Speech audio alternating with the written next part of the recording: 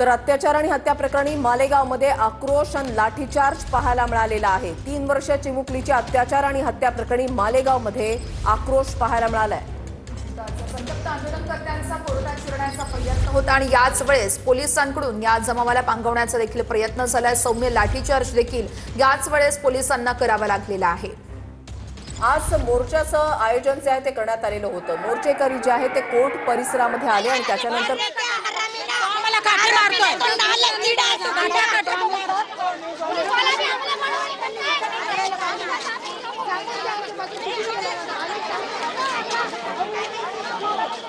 महिला मोर्चेकरी जे आहे त्या मोठ्या संख्येने याच्यामध्ये सहभागी झालेले आहेत। आरोपीला पकडण्यात आलेला आहे। 27 तारखेपर्यंत त्याला पोलीस कोठडी सुनावण्यात आली आहे, मात्र त्याला फाशीची शिक्षा दिली जावी, कठोरातली कठोर शिक्षा जी आहे ती त्याला दिली जावी, या मागणीसाठी संपूर्ण मालेगावमध्ये संताप व्यक्त केला जातोय। आक्रमक झालेले आहेत मालेगावकर।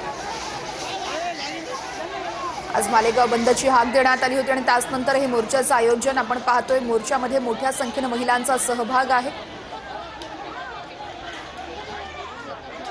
आमचे प्रतिनिधी मनोहर आमच्या सोबत आहेत। मनोहर, आज मोर्चाचं आयोजन करण्यात आलेलं होतं। मोर्चेकरी संतप्त झालेत। कोर्ट परिसरामध्ये घुसण्याचा त्यांचा प्रयत्न होता। पोलिसांना बळाचा वापर करावा लागलाय। अपडेट्स काय, सध्याची स्थिती काय?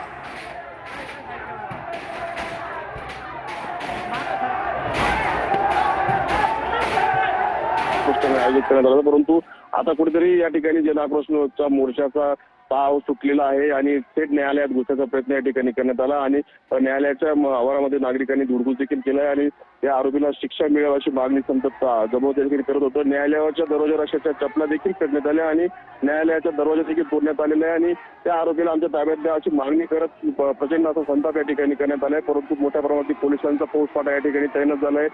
अजून देखील कोणती पब्लिक या ठिकाणी नागरिक या ठिकाणी मानायला तयार नाहीत। अनेक महिलांच्या गेटच्या बाहेर आता या ठिकाणी आहेत।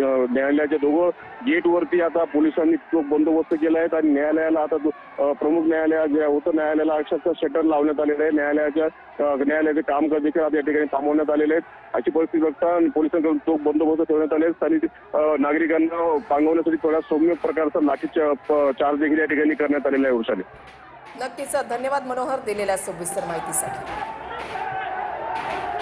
आपण हे दृश्य पाहतोय कशा पद्धतीने हे सगळे आंदोलक आक्रमक झालेले आहेत। मालेगावमध्ये कोर्टात शिरण्याचा आंदोलकांचा प्रयत्न।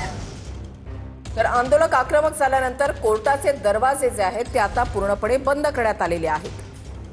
आंदोलक आक्रमक झाल्यानंतर कोर्टाचे हे दरवाजे बंद करण्यात आल्याची ही दृश्य आपण बघत आहोत। मोठ्या संख्येने हे सगळेच आंदोलक या मोर्चामध्ये सहभागी झालेले आहेत। पोलिसांना देखील या सगळ्यांना पांगवताना त्यांची दमछाक होती आणि त्यानंतर न्यायालय परिसरामध्ये आपण ही दृश्य बघत आहोत। कोर्टाचे जे दरवाजे आहेत ते अखेर बंद करण्यात आलेले आहेत। न्यायालयीन कामकाज जे आहे ते थांबवण्यात आलेलं आहे। मोठ्या संख्येने मोर्चेकरी या परिसरामध्ये घुसले आणि त्याच्यानंतर कोर्टाच्या इमारतीमध्ये घुसण्याचा त्यांचा प्रयत्न होता आणि यावेळेला एका बाजूचा दरवाजा जो आहे तो बंद करण्यात आलेला होता, मात्र दुसऱ्या दरवाजामधून मोर्चेकरी जे आहेत ते आतमध्ये घुसण्याचा प्रयत्न करत होते। पोलिसांनी त्यांना त्याच ठिकाणी रोखलं। आता या इमारतीचे दरवाजे जे आहेत ते पूर्णपणे हे शटर जे आहे ते खाली करण्यात आलेले आहेत, दरवाजे बंद करण्यात आलेले आहेत। मोर्चेकरांना या परिसरामधून बाहेर काढण्यात आलेलं आहे। पोलिसांना बळाचा सुद्धा वापर करावा लागलाय। तर नेमकं काय घडलेलं आहे पाहूयात ग्राफिक्सच्या माध्यमातून। 16 नोव्हेंबर रोजी पीडित मुलगी घराच्या अंगणामध्ये खेळत होती। त्यावेळी गावातल्याच विजय संजय खैरनार या 24 वर्षीय नराधमाने 3 वर्षाच्या चिमुरडीला चॉकलेटचं आमिष दाखवलं। आरोपी पीडित मुलीला गावातल्या एका टॉवर जवळ घेऊन गेला। टॉवर जवळ तिच्यावर अत्याचार करून विजय खैरनारनं चिमुरडीची हत्या केली। धक्कादायक म्हणजे या शोध मोहिमेत आरोपी देखील सहभागी होता। त्यानंतर मुलगी गायब झाल्याची माहिती पोलिसांना देण्यात आली। गावातल्याच एका महिलेनं आरोपी आणि मुलीला टॉवरकडे जाताना पाहिलं होतं। संबंधित महिलेनं ही माहिती पोलीस आणि गावकऱ्यांना दिली। त्यानंतर पोलिसांनी आरोपी विजय संजय खैरनार याला ताब्यात घेतलं। मालेगाव हे या प्रकारानंतर संपूर्णपणे हादरलंय। मालेगाव बंदची हाक आज देण्यात आली। मोर्चाचं आयोजन करण्यात आलेलं होतं, मात्र या मोर्चाला आक्रमक वळण लागल्याचं पाहायला मिळतंय। मोर्चेकरी जे आहे ते कोर्टाच्या परिसरामध्ये घुसले आणि त्यांनी या इमारतीच्या आतमध्ये घुसण्याचा पूर्णपणे प्रयत्न केलेला होता। पोलिसांनी त्यांना रोखलेला आहे। पोलिसांना बळाचा वापर जो आहे तो करावा लागलेला आहे आणि खास करून महिला मोर्चेकरी जे आहेत ते मोठ्या संख्येने या मोर्चामध्ये सहभागी झालेत। आणि त्यांच्याकडून घोषणाबाजी सुद्धा करण्यात आली आहे. आपण जर या मोर्चेकरूंची मागणी बघितली तर मुख्य मागणी अशी आहे की आरोपीला आमच्या ताब्यात द्या, आम्ही त्याला काय ती शिक्षा देऊ, अशी मागणी या सगळ्या मोर्चेकरूंकडून केली जाते. आणि त्याच अनुषंगाने हा मोर्चा आपण पाहतो. आणि त्यानंतर हे सगळे आंदोलक आक्रमक झालेले आहेत. कोर्टात शिरण्याचा प्रयत्न झाला या आंदोलकांकडून. मात्र पोलिसांनी सुरक्षा आणि कायदा सुव्यवस्थेचा प्रश्न या ठिकाणी उद्भवू नये म्हणून कुठेतरी खबरदारी म्हणून कोर्टाचे हे दरवाजे देखील बंद करण्यात आलेले आहेत. महिलांचा मोठ्या संख्येनं या मोर्चामध्ये सहभाग आहे. मालेगावमध्ये कोर्टात शिरण्याचा प्रयत्न या सगळ्या आंदोलकांचा होता आणि त्याच वेळेस पोलिसांना या आंदोलकांवरती सौम्य लाठीचार्ज देखील करावा लागलेला आहे. एका चिमुकलीवर अत्याचाराची घटना होते, त्याच्यानंतर तिची हत्या केली जाते. या प्रकाराचे पडसाद जे आहेत ते राज्यभरात उमटल्याचं पाहायला मिळत आहे. आणि या घटनेचा निषेध म्हणत आणि आरोपीला फाशीची शिक्षा दिली जावी यासाठी मोर्चाचं आयोजन आणि त्याच्यानंतर मोर्चेकरी आक्रमक झाले. पीडित मुलीचा 7व्या महिन्यातच जन्म झाला होता. जन्मावेळी तिचं वजन अवघं 900 ग्रॅम होतं. डॉक्टर आणि कुटुंबांच्या प्रयत्नामुळे जन्मावेळी तिचे प्राण वाचले होते. पण वयाच्या 3ऱ्या वर्षी नराधम विजय खैरनारने लचके तोडत तिची हत्या केली.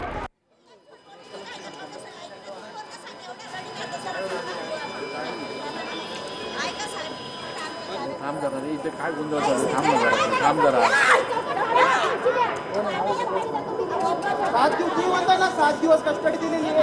7 दिवस पुरावे गोळा करू त्याला नियमाच्या हिशोबाने शिक्षा आणि मग पब्लिकच्या हवाले करा. पुरावे गोळा करू.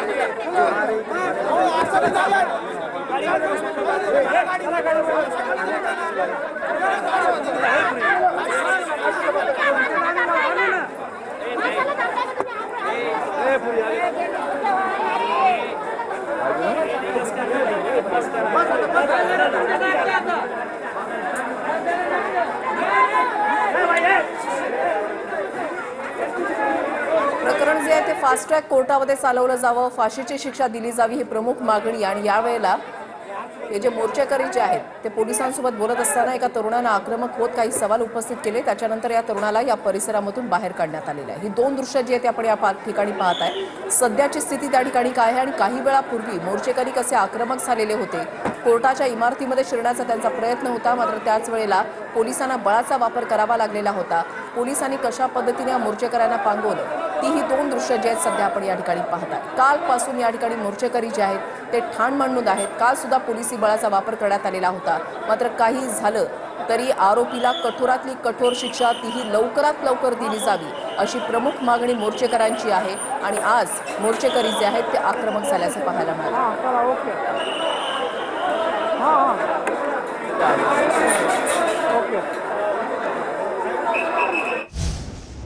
तर ठाण्यामध्ये भाजप आणि शिवसेना कार्यकर्त्यांमध्ये राडा झाल्याचं प्रकरण. आणि त्याच प्रकरणी आता शिंदे गटाचे कार्यकर्ते होते ते जल्लोष करत असतानाच वाद झाला होता आणि त्यानंतर या ठिकाणी राडा झाला होता. शिंदेचे कार्यकर्ते जल्लोष करत असताना भाजपच्या माजी नगरसेवकांनी शिंदेच्या शिवसेना शाखा प्रमुखांच्या कानशिलात लगावली होती.